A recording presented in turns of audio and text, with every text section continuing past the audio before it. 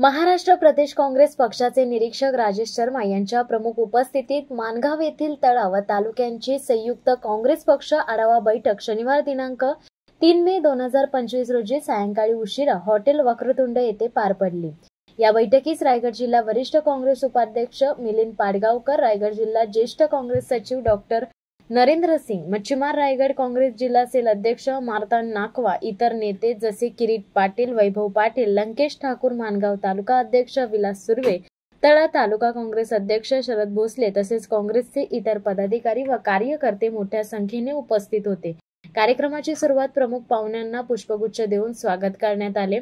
तालुका अध्यक्ष विलास सुर्वे यांनी आपले मनोगत व्यक्त करताना काँग्रेस पक्षाच्या पुनरुज्जीवनासाठी पदयात्रा, संघटन बांधणी, कार्यकर्त्यांना प्रोत्साहन देण्याची गरज यावर भर दिला। त्यांनी पक्षाशी संबंधित अनेक महत्त्वाच्या मुद्द्यांना स्पर्श करत कार्यकर्त्यांमध्ये नवा आत्मविश्वास जागवण्याचा प्रयत्न केला। त्यानंतर विविध कार्यकर्त्यांनी आपले मनोगत व्यक्त करत काँग्रेस पक्षाच्या सध्याच्या स्थितीबद्दल नाराजी व्यक्त केली। त्यासाठी पक्षाच्या भूतकाळातील वैभव पुन्हा प्राप्त करण्यासाठी वरिष्ठांनी नेतृत्व करावे असे आवाहन केले। पुढे बोलताना प्रदेश निरीक्षक राजेश शर्मा यांनी सुमारे 15 मिनिटे कार्यकर्त्यांशी संवाद साधला व पक्ष बळकटीसाठी उपयुक्त मार्गदर्शन केले। त्यांनी खासदार राहुल गांधी व राज्याचे नव्याने निवडून आलेले प्रदेशाध्यक्ष सकपाळ यांच्या नेतृत्वाखालील पक्ष कसा पुन्हा सुवर्ण काळाकडे वाटचाल करू शकेल याविषयी माहिती दिली।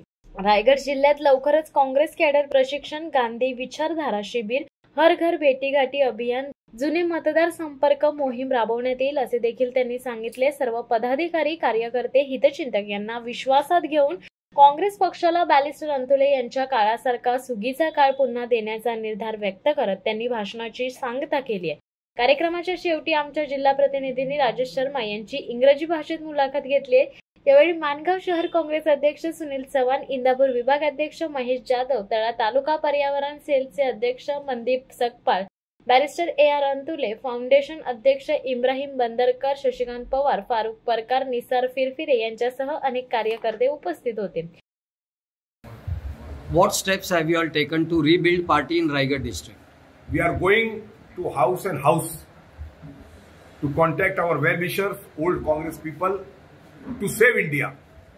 Presently, we are in a very capacity position to extend the organization with our youngsters, and we expect in coming month we are going to organize a camp which will train Gandhism in the whole Raigad through our young volunteers, and we hope that we will save India by Gandhivam. Second question, a great negligence has taken place in Raigad district. The Congress has gone literally set back, which is a bastion of Congress, Raigad district. So in related to this, I agree with this because in Mahavikas Aghadi we have a limited scope regarding the contesting, but I don't believe that the electoral system will improve Raigad. We are going to act as a non-violence movement which will develop the Raigad and strengthen the Congress people. third question is the breach. A great breach has taken place in the party of Raigad district. No great breach. ठीक. Now the fourth question is, now as you are rounding Raigad, so you are getting a feedback. So now with this, what decision as an observer you are going to take to replace a strong leader? No, we are not going to replace anybody. We are going to promote everybody. So there is no question of replacement. We are going to promote everybody, and it will be the Congress family consensus which will decide who will lead in which locality. Yes, there are some background leaders who have been working for the Congress party back of the curtain, but those who are in the front have not done anything. As a reporter, this is what we have seen in related to this. No, you may have seen, but I am going to promote my Congress family in all grounds, in all resources. That's all. Now, शिवसत्ता टाइम्ससाठी Naresh Patil, Mangaon. दे धडक बेधडक वृत्त देणाऱ्या आपल्या शिवसत्ता times news चॅनलला लाल button दाबून subscribe करा आणि bell आयकॉनला क्लिक करायला विसरू नका।